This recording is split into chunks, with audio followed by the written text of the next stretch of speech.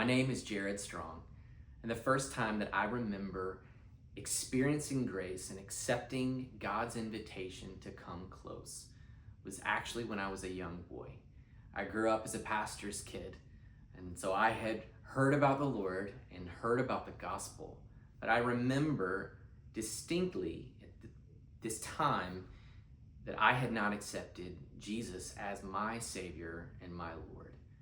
So one night I asked my mom to pray with me, and I accepted Jesus as my Savior and my Lord. And while I was young and certainly had a young understanding of the Lord and the gospel, I remember that time very clearly, and I believe that was when grace began to work in me.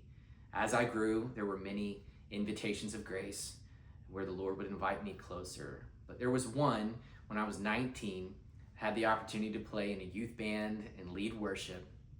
And I remember the Lord making it clear that He was inviting me to serve Him and serve His church in full-time ministry. And so I began to pursue that. God opened doors for me to lead worship in a full-time capacity through a couple different churches. And God was clearly at work in my life.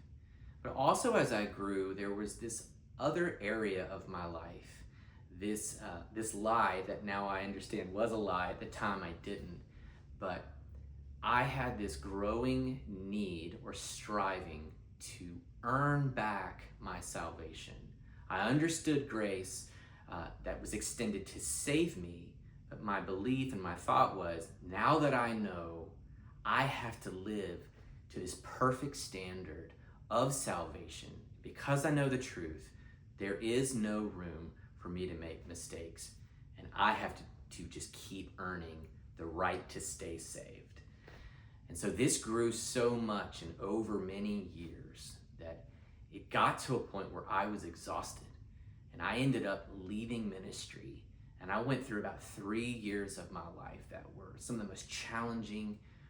There were dark seasons and difficult seasons, but what God did through that season was one of the most transformative works apart from salvation that I have ever experienced. And God used Christian counselors, Christian community, and then ultimately a pastor that I got connected with who lived locally to where I was living at the time. We would go on walks, and the whole idea of that walk was just that I would talk about what was going on in my life, and if there was anything that did not look like Jesus or look like the gospel, we would just preach the gospel and the truth to that place. And I remember finally just saying, when is it ever enough? When have I done enough?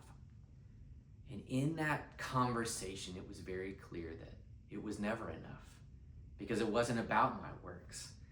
It was all about the finished, perfect work of what Jesus had done for me.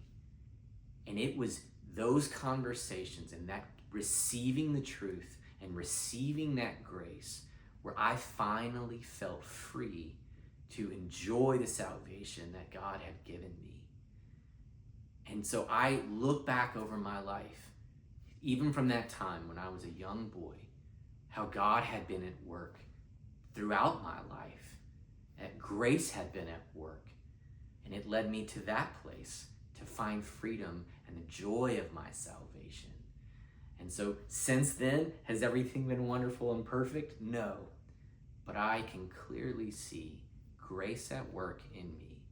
And my hope as I'm trying to live each day is that I would recognize each invitation that is extended to me and rest in the fact that I'm covered by His grace, and He is sustaining me and leading me in sanctification. And I'm eternally grateful for grace.